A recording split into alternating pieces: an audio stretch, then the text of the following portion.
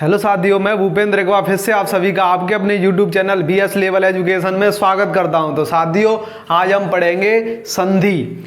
हमने 2 चैप्टर कर लिए हैं पहले क्लियर, अब हम संधि को पढ़ते हैं। तो ये संधि किस किस के लिए इंपॉर्टेंट होने वाली है? SSC, GD और यूपी पुलिस, जहां भी और जगह हिंदी आती है उसके लिए इंपॉर्टेंट होने वाली है। तो अब हम देखते हैं संधि।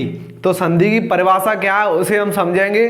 तो 2 समीपवर्ती वर्डों के मेल से जो विकार का मतलब होता है परिवर्तन होता है, उसे हम क्या कहते हैं? संधि कहते हैं।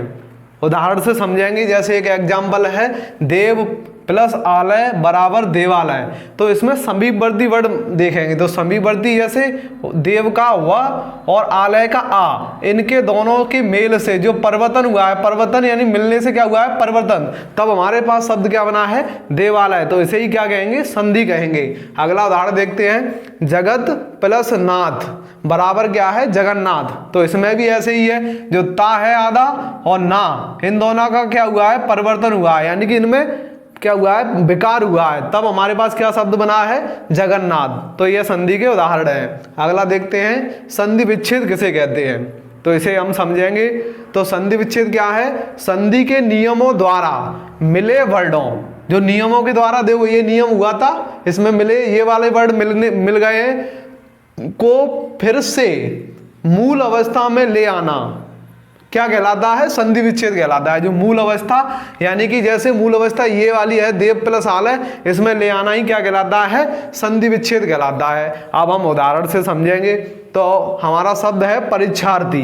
तो परीक्षार्थी का संधि विच्छेद क्या होगा? तो इसे टूट जाएगा, ये परीक्षा प्लस किसमें? अर्थी में। तो ये इसका क्या कहलाएगा? संधि विच्छेद। अगला उदाहरण से समझते हैं, बागीस है। तो इसका भी संधि विच्छेद करेंगे तो क्या होगा? जो ये मात्रा है बड़ी की, वो टूट जाएगी। तो शब्द क्या बन जाएगा? जो संधि विच्छेद क्या हो जाएगा? बाघ प्लस ईस। तो ये क्या कहलाएंगे? दोनों ही संधि विच्छेद कहलाएंगे। अगला देखते हैं आगे, संधि के प्रकार। तो संधि के कितने प्रकार होते हैं? संधि के 3 प्रकार होते हैं। अब कौन कौन से होते हैं उसे समझते हैं। तो पहला है स्वर संधि, दूसरा है व्यंजन संधि, तीसरा है विसर्ग संधि।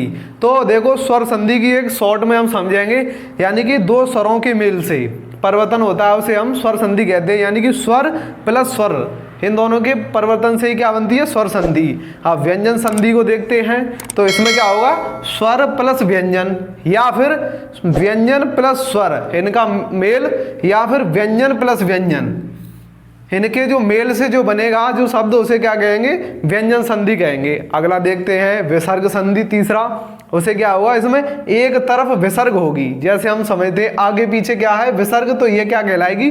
विसर्ग संधि कहलाएगी। आगे देखते हैं, अब हम पढ़ेंगे पहला क्या है? स्वर संधि।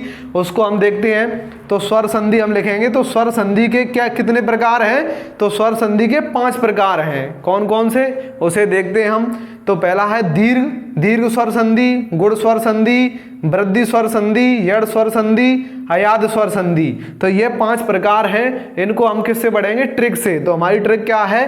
दाल गोभी वैभव युक्त आई है। तो दाल से, दा से दीर्घ संधि, और गो से, गोभी से क्या बनेगा? इसके पहले शब्द से गुण संधि, व इसका पहला शब्द जो अक्षर है उससे क्या बनेगा? वृद्धि संधि, और जो चाह युक्त है ना, युक्त, ये वाला युक्त, तो इससे क्या बनेगा? यड़ स्वर संधि, और आ से क्या बनेगा? अयाद स्वर संधि। तो इसकी ट्रिक क्या हुई? दाल गोभी वैभव युक्त आई है, ये इसकी स्वर संधि की ट्रिक है। अब आगे देखते हैं हम स्वर संधि जो 5 प्रकार हैं, उनमें हम उनकी परिभाषा समझेंगे, पहचानने की क्या ट्रिक है।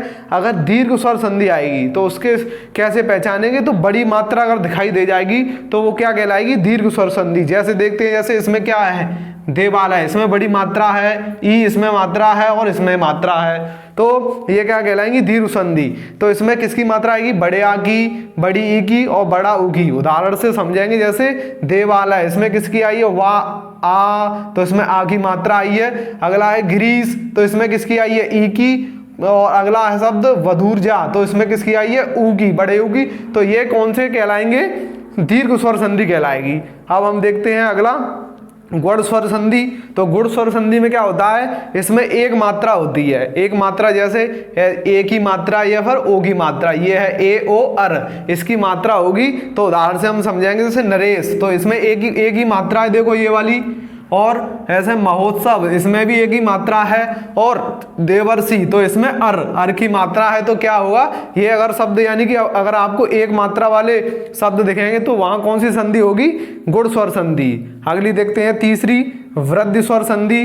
तो वृद्धि स्वर संधि में क्या होगा, दो मात्रा, वृद्धि का ही मतलब होता है दो होना, एक से दो होना क्या कहलाता है, वृद्धि।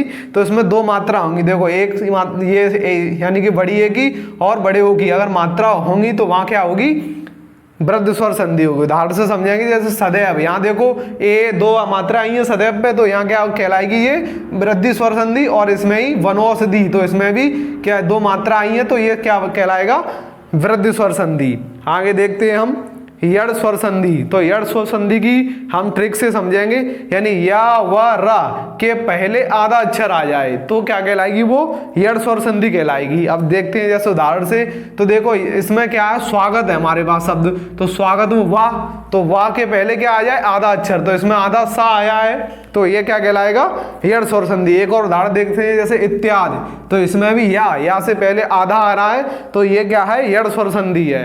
अगला देखते हैं पांचवी संधि कौन सी है, आयाद स्वर संधि। तो इसमें क्या है, इसकी पहचान हम कैसे रखेंगे, तो ए ऐ ओ औ की मात्रा इसमें क्या है, नहीं आती है। इसका मेन पॉइंट क्या है, इसमें इसकी मात्रा नहीं आती है, वो क्या कहलाएगी, अयाद स्वर संधि। जैसे उदाहरण से पवन, इसमें कोई मात्रा नहीं आई, गायक, इसमें भी कोई मात्रा नहीं आई, ए ऐ और ओ औ की मात्रा नहीं आती है। और क्या है, इसकी एक ट्रिक और है, अधिकतम 3 अक्षर का शब्द होता है। जैसे क्या है, देखो पवन है, गायक है या फिर नायक है, ऐसे अगर शब्द दिखाई देते हैं तो वहां क्या कहला, कौन सी संधि होती है, अयाद स्वर संधि होती है। तो साथियों, मेरे द्वारा जो संधि आपको पढ़ाई होंगी वो अच्छी से समझ में आई होंगी। तो मिलते हैं नेक्स्ट वीडियो में, तब तक के लिए थैंक यू, जय हिंद।